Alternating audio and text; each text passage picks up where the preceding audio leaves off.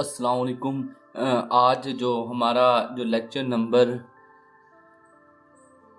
जो नंबर 2 है signals and systems का, और ये बहुत इम्पोर्टेंट लेक्चर है जिसमें हम कंटिन्यूस टाइम सिग्नल्स के ऊपर डिफरेंट ऑपरेशंस अप्लाई करेंगे। तो जो हमारा फर्स्ट ऑपरेशन है वो है स्केलिंग। फर्स्ट हम स्केलिंग की टर्म को समझते हैं कि स्केलिंग की टर्म होती क्या है। तो then we go to signals and we will apply that. Scaling का मतलब होता है मल्टीप्लिकेशन।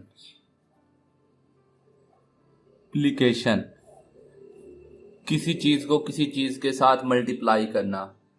तो स्केलिंग में होता यह है कि अगर हम किसी चीज को स्केल करके बढ़ा भी सकते हैं, कम भी कर सकते हैं, वो हमारी कंडीशंस के ऊपर करता है मैटर कि हम उसको कैसे बढ़ा या कम रहे हैं। फॉर एग्जांपल, अगर मेरे पास एक चीज़ ए है, अगर मैंने अब इसको स्केल करना है, अगर मैंने इसको बढ़ाना है तो मैं 4 से मल्टीप्लाई कर दूंगा, ठीक है। तो ये अब बढ़ेगी वैल्यू। अगर मैंने इसको कम करना है ए को, इसके साथ मैं ऐसी चीज़ मल्टीप्लाई करूंगा जो लेस देन 1 हो। मे भी मैं इसको 0.5 से मल्टीप्लाई कर दूं, 0.5 से, तो ये वैल्यू कम हो जाएगी। फॉर एग्जांपल, अगर ये पहले वैल्यू 1 थी तो 0.5 से मल्टीप्लाई करूँगा तो ये वैल्यू हो जाएगी, ये इशारिया उड़ा 2, तो ये 1/2 यानी कि 0.5 हो जाएगी। 1 से वैल्यू 0.5 हो गई है। अब अगर मैं इसकी आपको एक रियल टाइम एग्जांपल दूं तो मैं इसको बहुत स्पीडली कवर करूंगा। इस एग्जांपल को, आपके पास होता है, आपके पास नॉन इन्वर्टिंग एम्पलीफायर, तो यहाँ पे आप वी इन देते होते हैं, R F and are I, ये फीडबैक रेजिस्टेंस, ये एंड इनपुट रेजिस्टेंस, एंड ये हमने ग्राउंड किया होता है। अब इसका जो गेन का फॉर्मूला होता है ना, gain is equal to minus R F over R I. तो अब इसकी जो गेन क्या होता है, V out over V in is equal to minus R F over R I. ये वी इन उधर चला जाएगा तो ये हो जाएगा V out is equal to minus R F over R I in into V. In ये देखें, आपका वी इन हो गया कांस्टेंट। तो अब जो आपका आर एफ ओवर आर आई है, ये आपका मैटर कर रहा होता है स्केलिंग फैक्टर। अब मैं इसको ना पहले आपको आंसर वी आउट को बढ़ा के दिखाता हूं, फिर कम करके दिखाता हूं। अगर मैं आर एफ की वैल्यू रखता हूं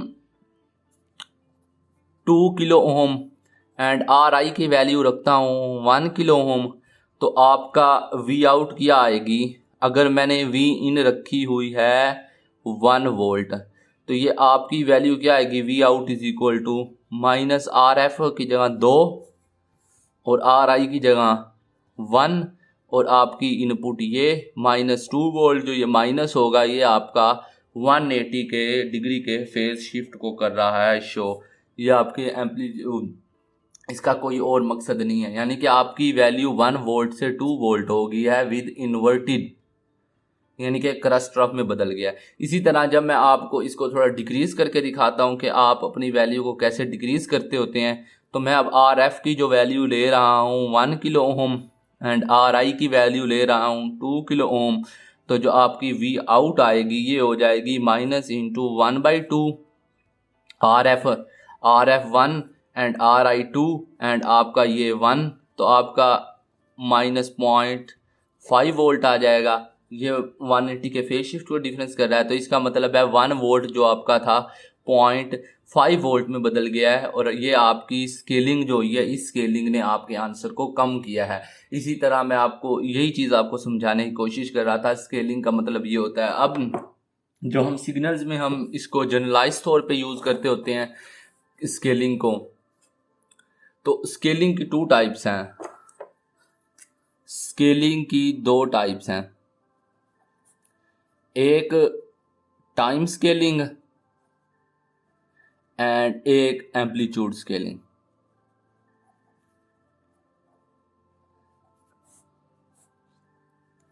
टाइम स्केलिंग में होगा क्या, आपके पास, मैं first of all time scaling को डिस्कस कर रहा हूं। मैं ना इसको थोड़ा आपको ना डायरेक्टली बता रहा हूँ।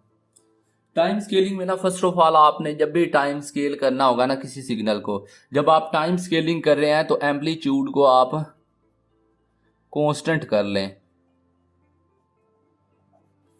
कांस्टेंट कर लें।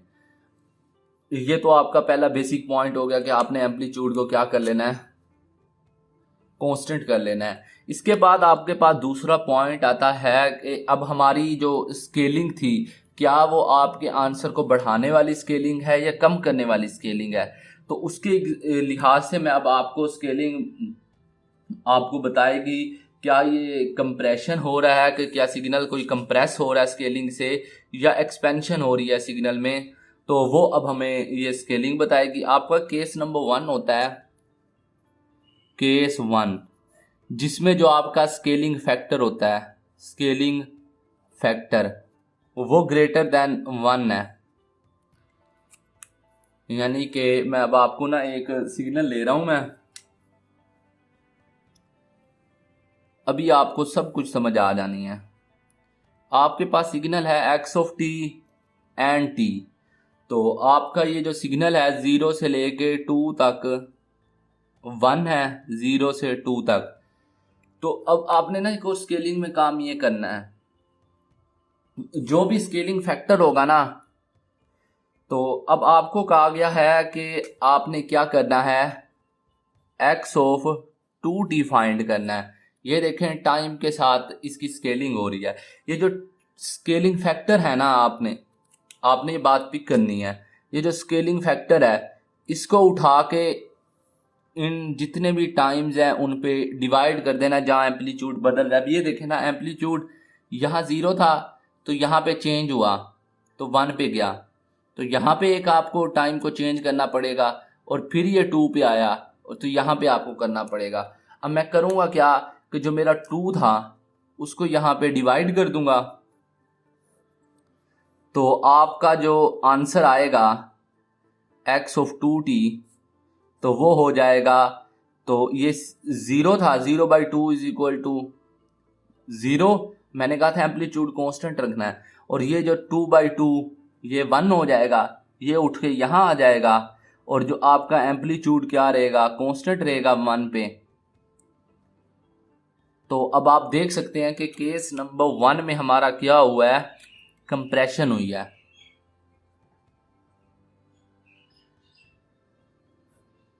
हमारे सिग्नल कंप्रेस हो गया है। आपने वो पिछले वाले के साथ आपने अपने उसको कंफ्यूज नहीं करना, वो मैं जस्ट आपको स्केलिंग की एग्जांपल दे रहा था। अब मैं ये आपको शॉर्टकट ट्रिक्स के जरिए बता रहा हूँ कि आपने इसको स्केलिंग कैसे करनी है, यानी कि शॉर्टकट ट्रिक है ये। नहीं तो वैसे आपको एम्पलीट्यूड को डिफरेंट टाइप से लेके जाना पड़ता है। ये आपकी बेस्ट टेक्निक है, आपने स्केलिंग कैसे करनी है। उसके बाद आपका केस नंबर 2 आता है, केस नंबर 2, जिसमें होता क्या है कि आपका जो स्केलिंग फैक्टर होता है, फैक्टर इज लेस देन 1, यानी कि मैं लेता हूं 1/2। ओके, लेट्स सी इससे हमारा डिफरेंस क्या आएगा। तो आपने करना क्या, हमारा सिग्नल मैं वही रखता हूं 0 से 2 एंड 1, ये t एंड ये x ऑफ t। मैंने x ऑफ क्या फाइंड करना है, x ऑफ 1/2 t फाइंड करना है। तो ये 2 था, इसको 1/2 से डिवाइड कर दिया, इसको भी 1/2 से डिवाइड कर दिया, 2 ऊपर जाएगा, 2 मल्टीप्लाइड बाई 0 0, और ये 2 ऊपर जाएगा तो ये 4 हो जाएगा। तो यानी कि टाइम हमारा 4 हो गया, ये 0 ही रहा, एम्पलीट्यूड हमारा कांस्टेंट रहना है। तो अब ये देख सकते हैं कि हमारा सिग्नल पहले 2 सेकंड तक था, अब हमारा सिग्नल में एक्सटेंशन आ गई है। तो इसका मतलब क्या है कि ये जो केस नंबर 2 है इसमें एक्सटेंशन होती है, या एक्सटेंशन की बजाय एक्सपांशन होती है, एक्सपेंशन ऑफ सिग्नल। तो यहाँ पे क्या हो रहा था, कंप्रेशन हो रहा था जब आपका स्केलिंग फैक्टर ये था। जब आपका ये था, आप ना यूं भी कह सकते हैं कि जब भी स्केलिंग फैक्टर जैसे 0.7 हो गया, 0.5 हो गया, 0.6 हो गया, जब भी ये आएगा हम जस्ट करेंगे क्या, जब स्केलिंग फैक्टर लेस देन 1/2 होगा तो हम जस्ट टाइम के साथ मल्टीप्लाई कर देंगे। जब स्केलिंग फैक्टर ग्रेटर देन 1 होगा तो उसको टाइम पे डिवाइड कर देंगे, एम्पलीट्यूड कांस्टेंट रखेंगे, तो आपका आंसर आ जाएगा। जो हमारा पेपर होता है मैं आपको बताता हूँ, उसमें ये नहीं लिखा जाता जो मैं यहाँ पे डिवाइड कर रहा हूँ। आपने जस्ट करना ये होता है कि आपने ये सिग्नल लिखा X of T and T, then just हम यूं लिख देते हैं कि स्केलिंग हो रही है तो किस चीज़ से हो रही है, फिर आप यहाँ पे लिख देते हैं कि हमारा जो एक्स ऑफ 2t आया और t आया ये क्या है और हमारा सिग्नल किस तरह का होगा। ये वाली जो बातें होती हैं ये मैंने सिर्फ आपको समझाने के लिए लिखी हैं, आपने इसको जहन में रखना है।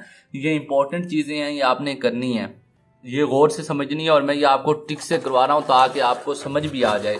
उसके बाद स्केलिंग के बाद आती है आपकी शिफ्टिंग। आपको शिफ्टिंग से ना एक बात समझ आई होगी।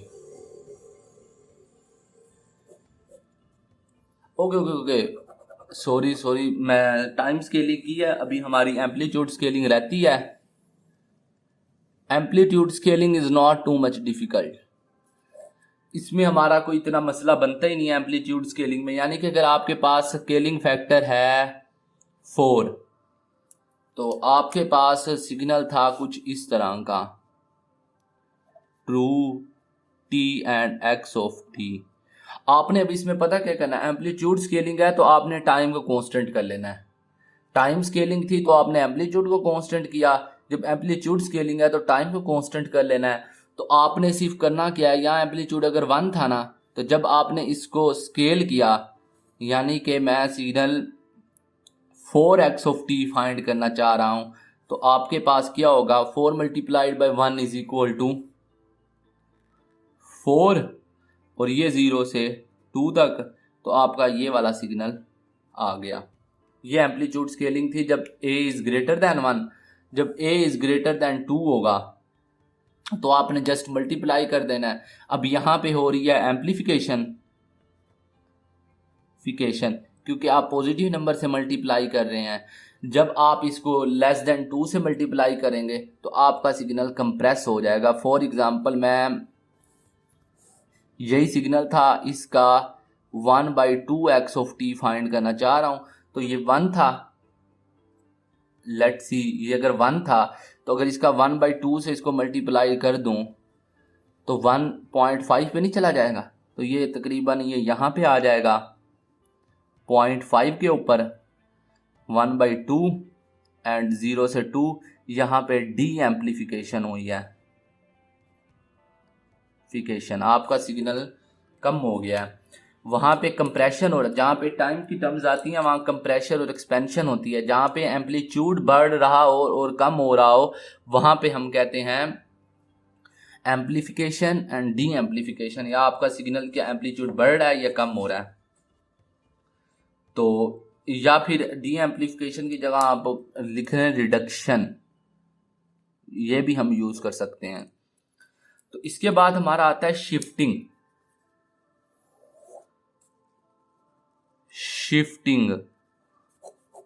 What is mean by shifting, मैं ना शिफ्टिंग की ना, आप इसमें भी 2 की पॉइंट्स है शिफ्टिंग के अंदर, तो बड़े इजी है शिफ्टिंग। ये टॉपिक सारे इजी हैं, बस आपने थोड़ा सा ना वो रखना है जहन। शिफ्टिंग का मतलब होता है आपने एक चीज को उठाना और दूसरी जगह रख देना। समझ गए बात को? ओके, अब मैं पहले टाइम शिफ्टिंग को डिस्कस करता हूं। टाइम शिफ्टिंग में होगा क्या, टाइम शिफ्टिंग में भी 2 टाइप्स की शिफ्टिंग है, right shifting and left shifting. अब ना यहाँ पे ना एक कंफ्यूजिंग पॉइंट है, आपने उसने अपने आप पे ना उसको कंफ्यूज नहीं करना। अब आपने समझना है कि अरसलान ने ये बात सही बताई है, इसमें कोई चीज़ रॉन्ग नहीं है। आपके पास जो सिग्नल था ना, ये था हमारे पास 1, 0 से 2 तक 1 था एंड t। अब टाइम में मैं शिफ्टिंग करना चाह रहा हूं, अगर हमारे पास राइट शिफ्टिंग है, राइट शिफ्टिंग होता है एक्स ऑफ टी -2। आप कहेंगे कि यार ये तो माइनस है अरसलान भाई, तो अगर ये माइनस है तो आपने तो इसको फिर लेफ्ट शिफ्ट करना चाहिए, तो आप राइट क्यों कर रहे हैं? तो यही आपके लिए की पॉइंट है। अगर मैं उसकी रीज़न एक्सप्लेन करने लगा तो टाइम थोड़ा ज़्यादा हो जाएगा, तो मैं आपको सिर्फ बता रहा हूँ कि मैं ये आपको बात सही बता रहा हूँ कि जब अगर माइनस होगा तो आपने शिफ्ट कहाँ पे करना है? राइट पे शिफ्ट करना है। अब ये देखें, 0 और 2 को 2 आगे उठा के रखेंगे, 0 हो जाएगा 2 और 2 हो जाएगा 4। फॉर एग्जाम्पल अगर मैं इसको 2 से शिफ्ट कर रहा हूँ तो यहाँ आप प्लस कर दें। अब जो नया टाइम आएगा, ये 0 वाली टर्म कहाँ चली जाएगी? 2 के ऊपर, और 2 वाली टर्म कहाँ चली जाएगी? 4 के ऊपर, और आपका एम्पलीट्यूड सेम रहेगा। ये आपका आ जाएगा xt-2। आपने ध्यान रखना है, अगर माइनस है तो आपने राइट शिफ्टिंग करनी है, और अगर आपके पास प्लस आ जाता है, मैं भी आपको दिखाता हूं, और अगर आपके पास x ऑफ t+2 फाइंड करना हो, स्केलिंग में मल्टीप्लाई करते हैं, शिफ्टिंग में प्लस माइनस करते हैं। ये आपका बेसिक्स है। आपका सिग्नल था पीछे वाला यूं का, 0 से 2 तक आपकी वैल्यू है 1। अब आपने इसको करना है लेफ्ट शिफ्ट। 0 वाली वैल्यू क्या हो जाएगी? -2। ये देखे ना, ये इस गैप को उठा के मैंने 2 शिफ्ट करना है तो यहां आ जाएगा। तो आपको ना ये मैं समझाने की कोशिश करता हूँ, अगर आपको नहीं भी आ रही ना समझ, तो आप यहां से -2 कर दें, यहां से भी -2 कर दें। ये क्या हो जाएगा? 0 -2 and 2 -2 is equal to 0। Amplitude आपका कांस्टेंट रहेगा 1। यानी कि जब आप राइट उठा के आपने जस्ट शिफ्ट करना है 2 के डिफरेंस से। समझ गए आप? अब मैं आपको ना शॉर्टकट ट्रिक बता रहा हूं। जब आप जब आप माइनस से शिफ्ट करेंगे तो आपने टाइम में वही नंबर प्लस कर देना है। यानी कि -2 से शिफ्ट कर रहा था तो 2 + 2 0 + 2, तो 0 आपका 2 बन गया था एंड 2 आपका 4 बन गया था। तो ये आपकी राइट शिफ्टिंग हो गई थी। जहां पे आपका प्लस था तो मैंने उसको टाइम में से माइनस कर दिया। 0 -2 2 -2, ये 0 हो गया, ये -2, ये आपकी लेफ्ट शिफ्टिंग होगी। यही इसका कंफ्यूजिंग पॉइंट था कि जब आप प्लस कर रहे होंगे तो आपकी लेफ्ट शिफ्टिंग हो रही होगी, जब आप माइनस कर रहे होंगे तो आपकी राइट शिफ्टिंग हो रही होगी। इसके बाद अगर मैं एम्पलीट्यूड शिफ्टिंग की बात करता हूं तो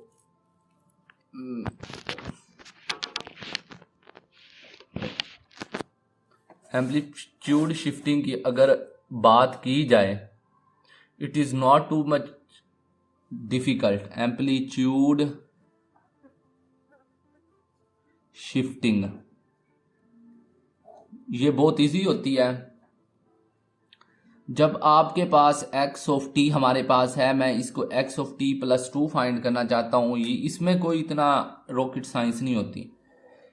ये आपका सिग्नल था 0 से 2 तक 1। अब एम्पलीट्यूड शिफ्ट कर रहा हूं तो मुझे टाइम को कांस्टेंट रखना पड़ेगा।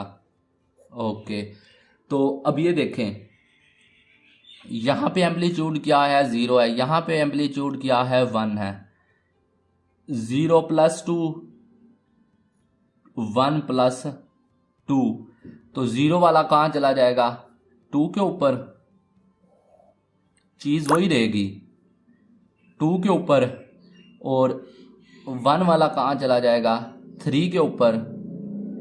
तो आपका कुछ इस टाइप का सिग्नल रहेगा। सिग्नल वही है, जस्ट इसको उठा के 2 हमने ऊपर शिफ्ट कर दिया है। ये हो जाएगा x ऑफ t+2। में भी आपको ये बात समझ आ गई। देखे ना, यहाँ एम्पलीट्यूड 0 है, यहाँ आपका एम्पलीट्यूड 1 है, 0 + 2, 1 + 2 = 3 और 0 + 2 = 2। 2 से हम ले गए हैं इसको 3 के ऊपर, अगर हम इसका एम्पलीट्यूड देखें तो है वही 1 नहीं। अब हमने जिसको जस्ट शिफ्ट किया है। और इसके बाद अगर कि मैं एक और इसकी बात करता हूँ, अगर हमने फाइंड करना है x ऑफ t -1 करना है, तो ये यहाँ पे 0 था, 0 -1 और यहाँ पे 1 था, 1 -1, तो ये हो जाएगा जो 0 वाली वैल्यू थी वो हो जाएगी -1, यानी कि इस तरह -1, और जो 1 वाली वैल्यू थी वो 0 हो जाएगी। तो हमारा सिग्नल कुछ इस तरह से बिहेव करेगा। I think you have picked the point. ये कोई इतनी टफ बात नहीं थी कि इसको हम इस पे अपना टाइम ज़ाया करें। इसके बाद एक आ जाता है रिवर्सल।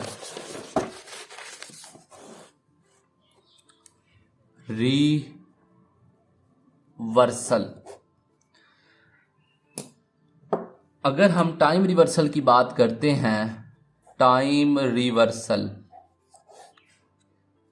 ये एक स्केलिंग की ही टाइप है।